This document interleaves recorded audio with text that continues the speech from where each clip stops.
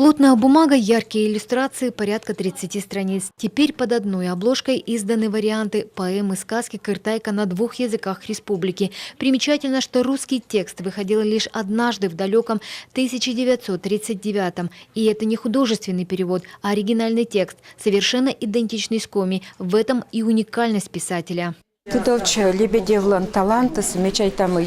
Это лингвистический талант Лебедева. Он знал 2 языка. Сегодня мы часто говорим билингвы, но они, если честно, один язык знают лучше другого. А Михаил Лебедев знал оба языка в совершенстве. Хотя мы и считали еще со школы, что он был русским человеком. По-моему, коми язык он знал еще с люльки.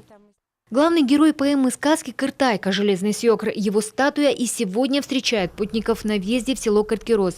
Предание про железного человека родом именно из этих краев, богатых железом. Поэтому этот образ стал брендом района. По легенде, железный кузнец-разбойник с помощью своей волшебной цепи перегораживал реку Вычегду, а потом грабил проходящие по ней корабли. Эта история хорошо знакома жителям Карткироза. Теперь о ней узнают все школьники коми.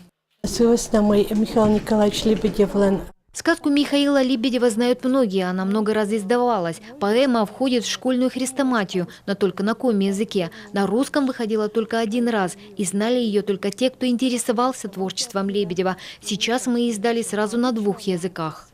Тираж издания 1000 экземпляров уже разошелся по школам республики. Кстати, про Кыртайку Михаила Лебедева сегодня узнали и во Франции. Сказку-поэму нашего писателя перевел один из полиглотов этой страны – Себастьян Каньяли. Елена Кононова, Иван Жуковский, телеканал Юрган.